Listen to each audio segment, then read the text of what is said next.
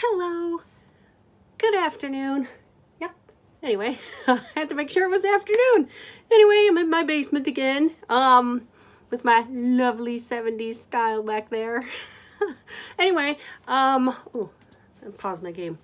Okay, so I was watching my video where I was talking about my first concert, and there was one major thing that I had left out. So this is gonna be like talking about my first concert part 2, kinda, but I'm not gonna talk for 30 minutes. That was a little extreme. I realize people ask me to make longer videos, but as you can see in that video, I'm a train wreck when it comes to talking for a long time. I do not script my videos. I just turn on, I hit play or record, and I just start spewing words. If you were to speak to me in real life, that is pretty much how our conversations would go. Like I've said in many videos before, I have ADD, so it is very hard for me to stay on one topic for a very long time. I always want to switch topics because I'll get these thoughts in my head and then it's like, I gotta say it or write it down or I'm gonna, not think of it for a couple weeks or whatever. I don't know if everyone else is like that.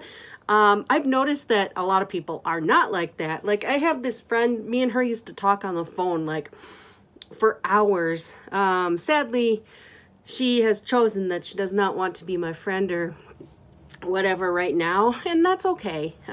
She'll eventually walk back into my life, but right now she's taking care of her own thing. But anyway, when me and her would talk on the phone, we'd talk for hours, and see, this has nothing to do with my first concert, but anyway, now that I've started it, I might as well finish it. Okay, so we would talk, and I would accidentally sidetrack our conversation, and she'd answer it politely, and because she knows I have that issue. And then she would like go right back to what we were talking about, and I'm like, God, that is such an awesome talent. I wish I was. I used to tell her that. I'm like, I wish I could do that. I said, I'm jealous. She's like, why? And I said, I can't just go back to the same topic unless I just have it in my forebrain thinking, talk about the concert, talk about the concert. That's basically what I'm saying in the back of my head is talk about the concert, get back on topic. And sometimes I just can't and sometimes I do. But anyway, okay, so I was watching my video and there was like a couple major things that I had forgotten to talk about during that video. And so there was several things. Okay, back in the day, hold on. I'll just show it. Back in the day, people used to bring lighters. And during Encore, this is what you did. Well, I have that there for candles. But anyway, that's what you used. And of course, they get hot after, you're sitting there, But anyway, that was one of the first things that I noticed going to concerts was seeing all the organic just the lighters, because at this concert, this was at Target Center, and pretty much everybody had a lighter on them. This concert also was very weed centric, like you could smell it everywhere. There was weed everywhere. I noticed as time went on with other Tom Petty concerts, because I've seen him in every concert from Echo on except Hypnotic Eye. He did not come to Minnesota for that concert, so I did not get to see that, and my husband did not want to drive to Chicago, which was the next closest venue for where he for that tour, so we did not get to see that, but we did see his 40th anniversary tour. But see, I'm off topic again. But anyway, so I was like in awe at watching all the organic lighters. And then as time shifted and as the years went past, by about the Mojo tour, what is that, 2010, 12? I don't remember. I could be off on my years, and if I am, that's fine. You'll know what I'm talking about if you go look up what year the album came out. But anyway, I would have to say by Mojo Tour, everybody was using their cell phones as, the lighter instead. That used to kind of make me a little bit sad that, and then like with the 40th anniversary tour, no, there was hardly any lighters. Like there was nothing. And the smell of weed had died down. You could smell it in Echo prevalently. Last DJ, there was some, but it was considerably less. And beyond that, you really couldn't. I don't know if it's just times were changing or people were just getting older or people were like, it's not worth it to, bring it to a concert, which it's not, but it's just weed. But then again, I am also an advocate for weed being legal. So, but I never did bring any. But anyway, so here I am. I was like, I had just gotten my tax returns a little bit before that as well, or somewhere near the end of that, or I don't remember when I had bought my tickets where I had said I'm waiting outside of Dayton's at the mall because that was the closest Ticketmaster location, because back then people did not have, computers. I mean, most people did not have a computer. There were people who did, but the general public like myself, the working class people, did not have a computer, did not have a cell phone. So we, of course, had to go to brick and mortar places where Ticketmaster locations were. So anyway, sometime after that, I had gotten my tax returns. Like I said, I'm fuzzy on the actual month and whatever on when I actually did buy those tickets. I do remember I had to return some work boots that I wanted, and then that was how I was able to get enough money to afford my tickets. And the funny thing is, last night I was listening to Last DJ. No, not, yeah, I think it was Last DJ. I was listening to one of the songs in there where he's talking about the guy up on stage. I don't remember. Just right now I can't. The only thing that's going through my head is the Last DJ song. So it's like, no. But anyway, it's not that song. But it's the one with the lyrics where I'll be like, as I'm watching this, I'll be like, you idiot. It's. But anyway, it's the one with the lyrics where he's like, it's money was king. Money became king or something like that. Anyway,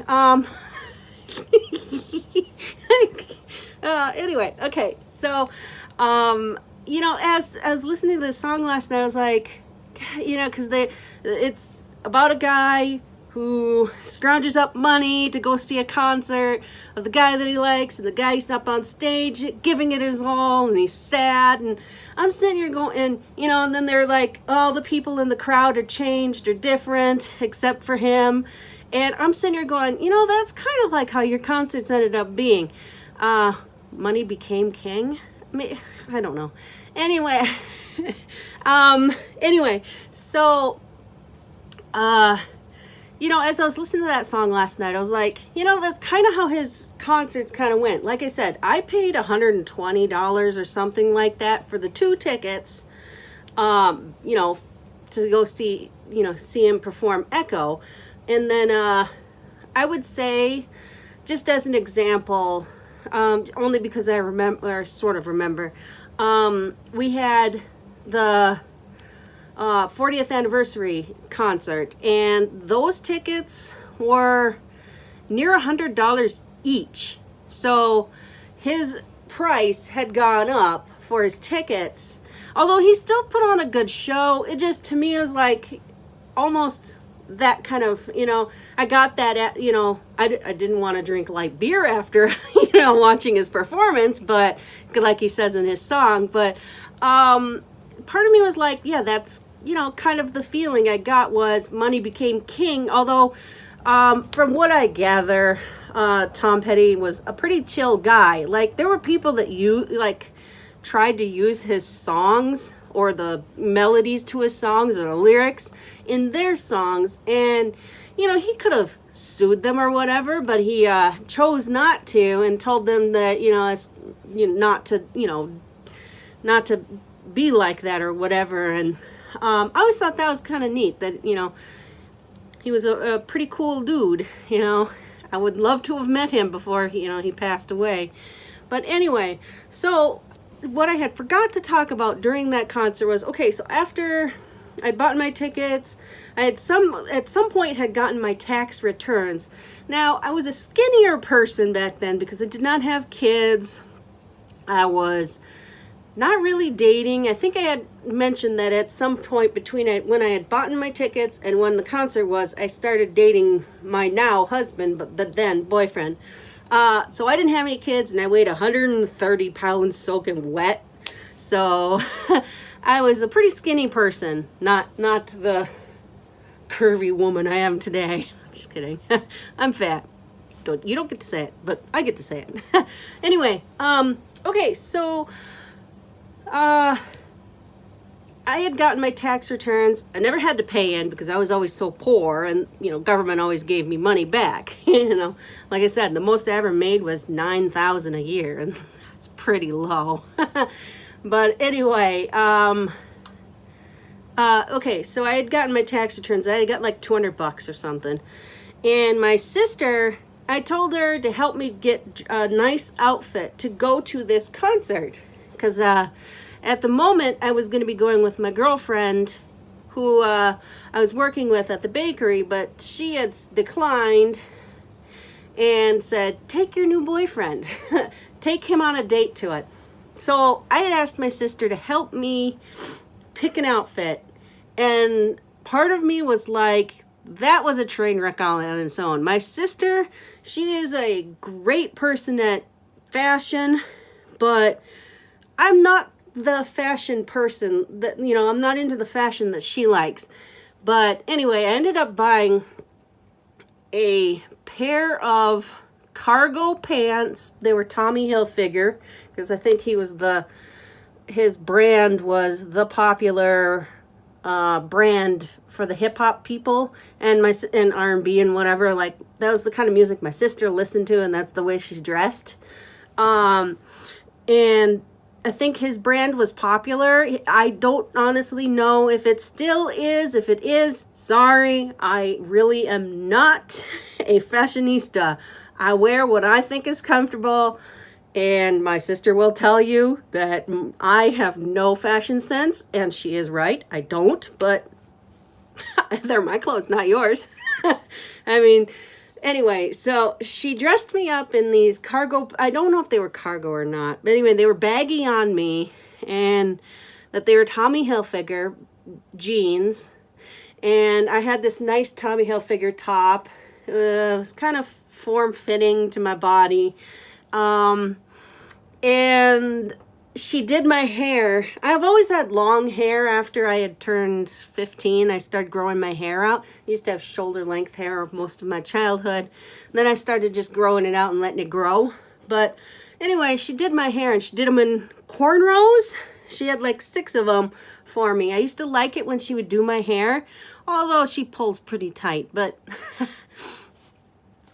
she used to have a phrase that it hurts to be beautiful whenever she'd yank really hard on, like, when you'd pull right here, it's like,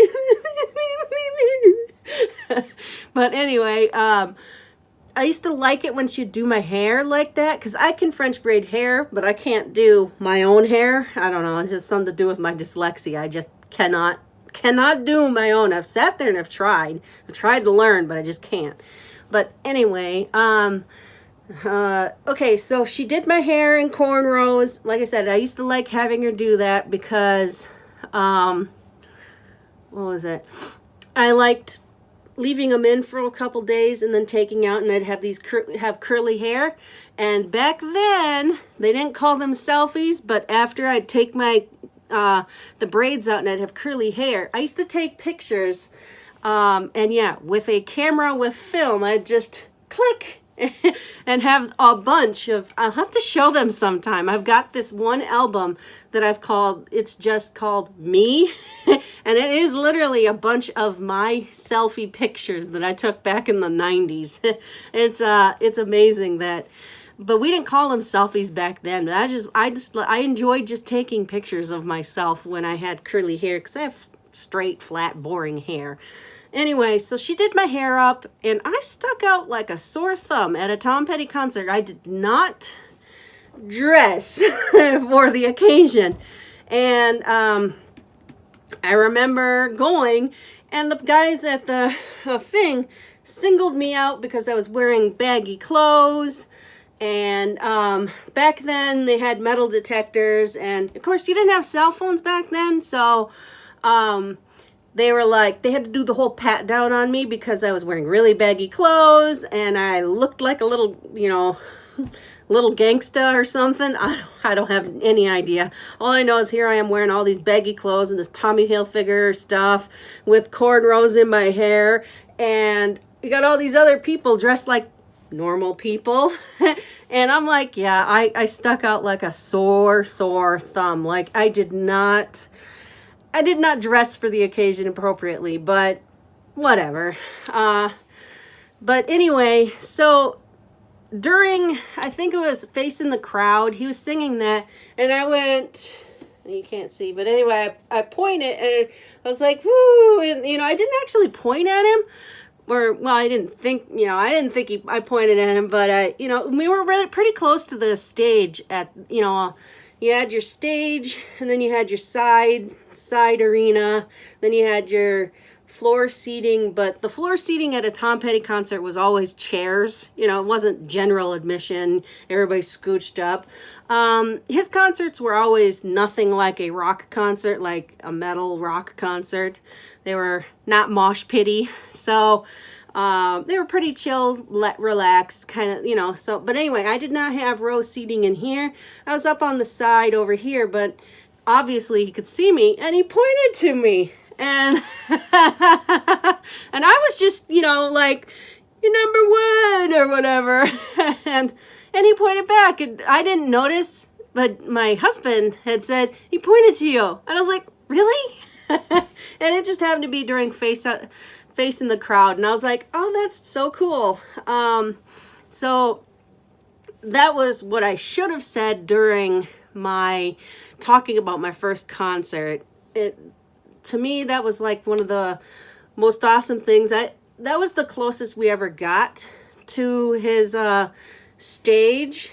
All the other ones, we were a little further away. Some of the other ones, we were even further back. I didn't have binoculars then, but I started bringing these little binoculars. They're about only that big, and they fold like this. So they fold up, and then you can put them in a little pouch. But anyway, they're like, I don't know, 10x. They're just little binoculars. My mother-in-law had bought them for my kids so they could watch nature or something, and I always took one of them along after that to the concerts so I could see, because like I said, I don't have the best of eyes, but he always had one of them big screens up too, so that was always neat. Anyway, I just wanted to make that as my part 2, and yeah. I never did dress like that again for any of his other concerts after that. I always dressed in normal of the day clothes. And of course, during the concert, I always did put on my, concert shirt for whatever concert happened to be I'd be at. And yeah, so that was my experience with my first concert, and he ended up pointing at me so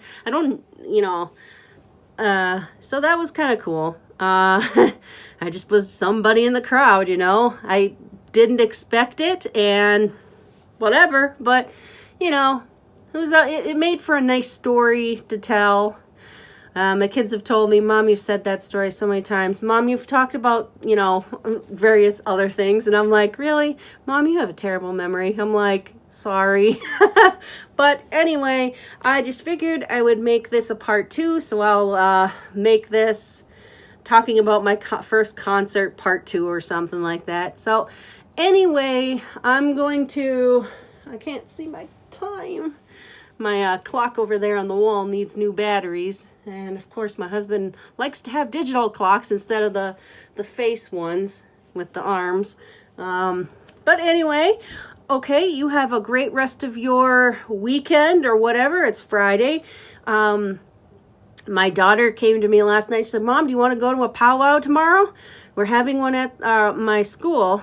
And I was like, sure, if you want to go. I mean, I don't want to force you to go if you don't want to, because she's like, well, me and my friends were talking about it, so so we might be going to that, but I probably will not video anything there just because, you know, it's, I don't know. My family gets a little embarrassed whenever I bring out my phone to make videos in public, so I just don't anymore. I used to get my kids to do stuff on camera, but they don't anymore, and I try to respect it.